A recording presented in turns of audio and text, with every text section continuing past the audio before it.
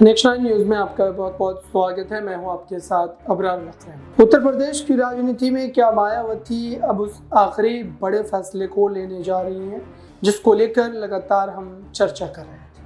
दरअसल उत्तर प्रदेश में अगर दलित वोट बैंक को इकट्ठा रखना है और भारतीय जनता पार्टी को उसका राजनीतिक लाभ ना मिल पाए, इस मंशा के तहत आगे बढ़ना है तो चंद्रशेखर आजाद के साथ मायावती का गठबंधन होना बिल्कुल तय एक तरीके से माना जाना चाहिए। वरना अगर मायावती अकेले चुनाव लड़ती हैं और इंडिया गठबंधन अकेले चुनाव लड़ रहा है जो, और दूसरी तरफ अगर देखा जाए तो चंद्रशेखर आजाद की भी कहीं ना कहीं वही भूमिका है।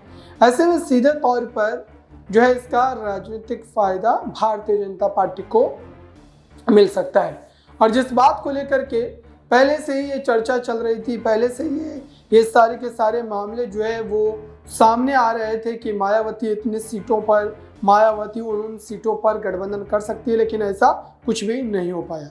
अब मात्र कुछ दिनों का समय है और इस समय सीमा के भीतर क्या वाकई ये चीज़ें इस तरीके से हमें देखने को मिलेंगी, इस पर कहीं ना कहीं अगर देखा जाए तो आधिकारिक रूप से अभी भी कुछ बयान देने से हर नेता परहेज कर रहा है। चाहे वो खुद चंद्रशेखर आजाद हो, चाहे वो मायावती हो, कुछ भी बोलने से परहेज कर रही हैं।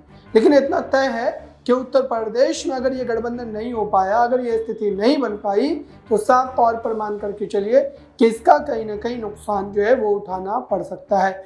भारतीय जनता पार्टी वैसे भी उत्तर प्रदेश में मौजूद है। कई ऐसे मुद्दे हैं जिसको लेकर के साफ तौर पर जनता का रुझान भाजपा की तरफ जाता हुआ नजर आता है।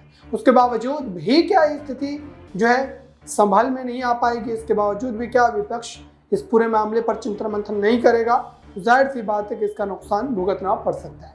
फिलहाल इस रिपोर्ट में इतना ही। जुड़े रहे नेक्स्ट 9 न्यूज के साथ।